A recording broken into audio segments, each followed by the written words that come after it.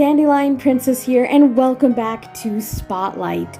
Today I'm finally going to be shining the spotlight on the Owl House. Now, this is a show that I've honestly wanted to talk about for a very long time now, but I just didn't really get around to it. And honestly, though, I think it works out that I ended up waiting for the show to end. The finale just aired not too long ago, so it works out to finally discuss it now. I honestly got pretty attached to Luz from the beginning. Luz is honestly a lot how I was when I was younger, just really wanting to escape reality in a way. I loved how imaginative she was, and as a main character, she grew on me very quickly, which is something that isn't necessarily always the case with me. I really love the world that was built around for this series. The Boiling Isles is so fun to explore, and learning about this world and exploring it with Luz is definitely a super fun feeling. I absolutely love the themes the Owl House has because it really takes the traditional narrative of a fairy tale and changes it around and subverts expectations in a lot of big ways, even poking fun at other fantasy stories. I think it definitely works because in this day and age, we have had so many fantasy adventure stories like this. And honestly, I can't even blame a lot of people for not really being interested in the Owl House. It just presents itself in that way that it's gonna be the same old story that you've seen 1,000 times when it really isn't. It definitely puts a fresh spin on what would normally be a very predictable type of story. At the end of the day, you can still tell the show is Disney, but it pushes the boundaries in a lot of ways. In a time where episodic shows are becoming more and more the norm, it is great to see a show with a really compelling overarching story like this. I really wish Disney would do this more often, as shows like The Owl House and Gravity Falls really do stick with you in a way. At least for me, and yet they just get canceled early or not given the ability to be their full potential and are marketed poorly, but they end up telling really fun, interesting stories that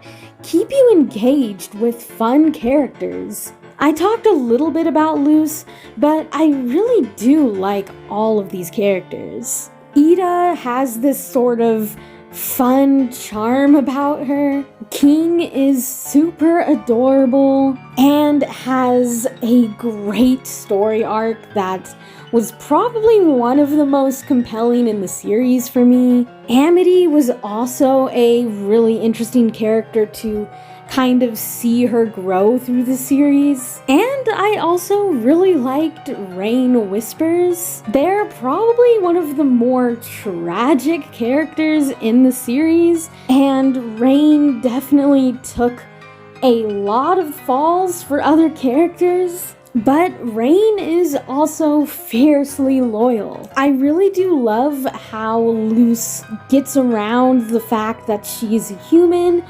and is able to perform magic in this world. It's definitely a very creative way of getting around it, in my opinion. And it was always fun to see Luz strategize how she was going to handle any given situation. One of my favorite things that I thought was really cool and unique about the way the magic works in Owl House is their palismans. All the characters in the Owl House have a palisman, which acts as their weapon, their flying device, and even their companion. I really like how they made the Palismans basically sentient. They're almost like familiars. They have to connect with you and they choose you. The way a Palisman has to align with a person's goals, yet still has more of a mind of its own, is really cool. I feel like the humor for the show is really good for the most part. You know, there are a lot of good jokes that actually made me laugh out loud in this show. This series also has a pretty strong villain. And when I say that, I mean he's written fairly well, honestly. Honestly though, I really don't want to spoil this show for anybody. So if you haven't seen it yet, please go watch it before finishing this video. You can watch the whole series on Disney+. Okay, so my actual favorite character in this series is Hunter. I definitely didn't want to say it before because I didn't want to spoil his arc, but oh my gosh, I love characters like this, you know, very much like Zuko from Avatar, that just start off very misguided and very much a villain, but you know, not really of their own fault. For Hunter, he definitely didn't really have his own agenda of wanting to be a villain. He's just trying to help Belos. And though he technically starts off believing in Belos's agenda, he just doesn't really think about it. He doesn't think for himself in the beginning. But even as a villain, I really enjoyed Hunter. That may be the only little criticism that I have towards Zuko as a character, is just that when he was a villain, his dialogue wasn't the greatest, and his back and forth with a lot of the other characters wasn't always the greatest. But Hunter's back and forth with Luz is honestly so good from the very beginning. He was just super fun and endearing from the very beginning to me. And even though Hunter is fiercely loyal, seeing him defend Luz for the first time was honestly really epic. And I definitely think that is the moment he became my favorite character. It was really cool to see him connect with other characters like Willow and Gus. Going into Ida a little bit deeper as a character, I really enjoyed her arc with her curse, her having to learn how to live with it and manage it, and just kind of coming to be at peace with who she is was definitely really cool. I loved seeing how much she cared for King and Luz, and even her relationship with Rain was super endearing and awesome to see. I loved seeing their childhood and literally seeing how Rain changed schools just to go to Hexside to be close to Ida. Honestly, probably one of my favorite episodes of the series. I honestly kind of want a spin-off of Ida, Rain, and Lilith's time at Hexside. I kind of do. I think it would be fun. Seeing Luz herself change so much through the series was crazy. Like, looking back at her in season 1 and how she was to season 3 is just crazy. Though her ideals and who she was as a person didn't necessarily change a whole lot, she grew up a lot through the series.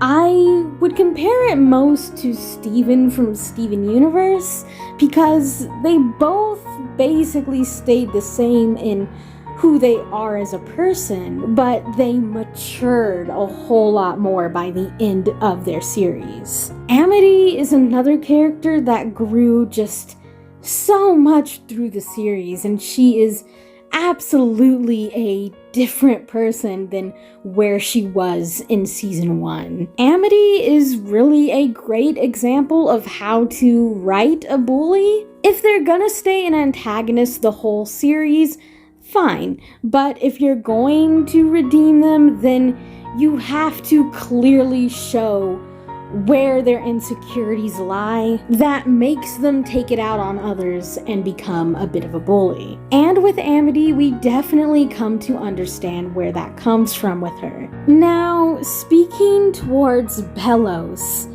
he is definitely a interesting villain. He is super manipulative. From the way he treats Hunter to the way he guilt trips Luz and tricks her, he very much has a Hitler-like mindset, which is definitely disturbing. Belos is pretty unpredictable in some cases, and even towards the ending, I wasn't sure how Luz and the gang were actually going to finally defeat him in the finale. Honestly, the only thing that I could kind of say I would have liked to see, I would have liked to learn even a little more about Belos and his past, maybe even have a flashback episode fully just dedicated to his past. The series definitely gave us enough to work with to know who Belos is and where he stands,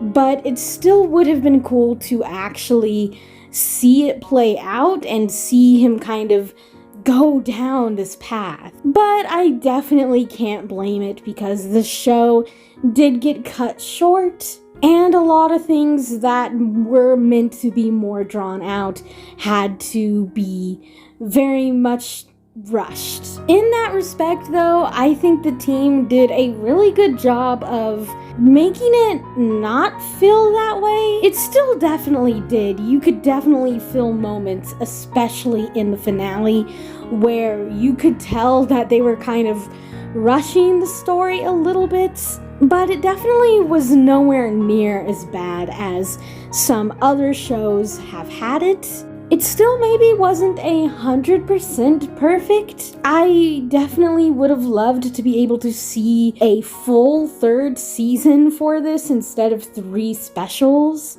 I just definitely would have loved to actually see the creator's full vision for the ending. There were still definitely some things here and there that didn't get answered. I would have loved to learn more about the Collector, but again, under the circumstances, I definitely think the show went as well as it really could have had under the circumstances. This show has a lot of amazing and memorable moments, things that will definitely stick with me. Disney, Cartoon Network, and Nickelodeon are putting way more focus on episodic shows, which those can definitely be fun, but I love actually having an overarching story to come back to, something to keep me engaged, because I do love getting attached to these characters and seeing their growth. The Owl House had so many twists and turns, like King's whole story arc of finding his real dad, seeing how Belos' plan would play out. All these things kept me coming back for more. When it comes to the Owl House, there is so much more I want to talk about and say about the show. Unfortunately, that's just not quite possible within one video. But I do definitely want to talk about some of these characters a lot deeper, so definitely expect some character analysis videos coming for certain characters in the near future. But I gushed over this show enough. What did you guys think of the Owl House? And did you think the finale met your expectations? Who was your favorite character? Please let me know down in the comments. Thank you guys so much for watching, and see you guys next time.